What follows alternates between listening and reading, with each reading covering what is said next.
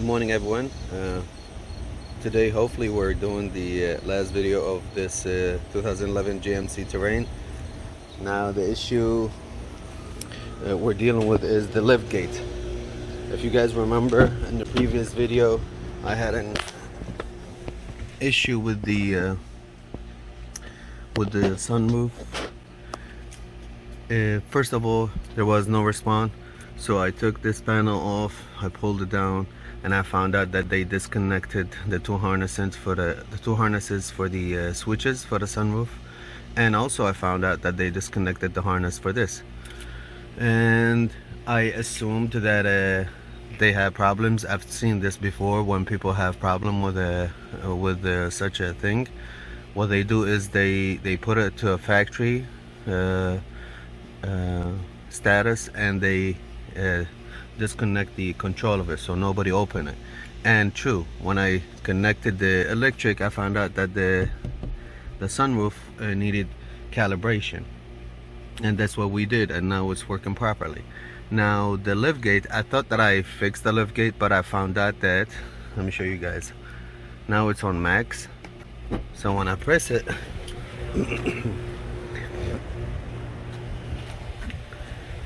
it goes up and then goes down. I did the calibration process using the auto, but today is different. I'm gonna try to attempt a DIY way to do it for those that don't have fancy scanners and all of that. But before anything, I'm gonna have to come on.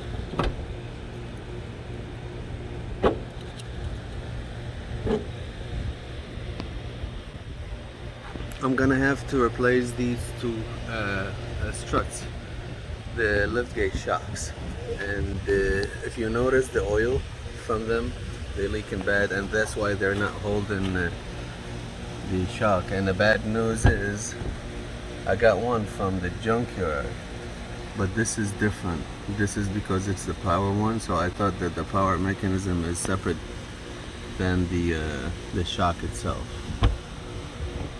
but it turned out that it's not. You need the one with the power attachment to it. And let's replace this side and see if it holds the liftgate up. Alright, so if you guys wondering, as I was when actually I got these from the junkyard, these two I got them from a GMC Terrain that doesn't have a liftgate. What they are different in two ways. The first is this driver side need to be the one for the designed for the power lift, and I was gonna use only one in the passenger. Hopefully that would be strong enough to hold it. Well, actually it is, except I barely put it because it's like probably half an inch longer, these two, and it held the gate. But my other problem is when you put the gate down, it won't close. It will stop like to this level. And the reason why, because of this. You see how this is the original one, this is the one that I got from the junkyard. So this rod, this will stop this here, so it won't close, but this one goes all the way here. That little difference is not gonna close the gate. That being said, we're going to have to postpone this calibration video until I get two either used good or new trunk struts. I'm gonna keep this with me for measurement purposes. Okay, so a little update. I went to the junkyard and unfortunately I couldn't find the original one, but what I found is one really close to it. It came out of a 2007 Ford Explorer. It's the same two ends. It clicked right away, and it holds the gate. I still have to order this one and replace it, but for now, since I have a strong one, I'm able to hold the gate. That's a quick fix if you want, until you get these, because you cannot find these nowhere either.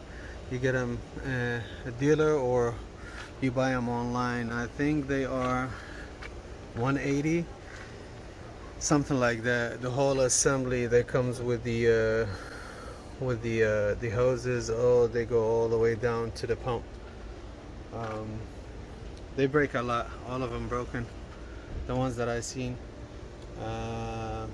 I'm not going to make a video on how to change it. There's another video, a great video made by somebody, I forgot who it is, but if you Google, if you YouTube it, you will find it.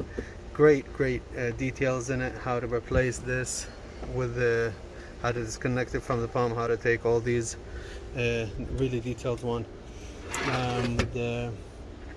Right now what we're doing is we're doing the calibration. So what you do is you put it on maximum,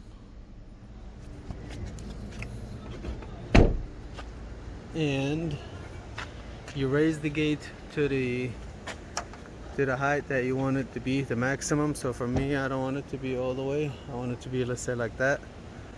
And then, sorry, let me see the height. So what we're doing is holding the button until we hear the truck beeps and the light flashes. There you go. It flashed. 2 seconds, and then let go, and then close.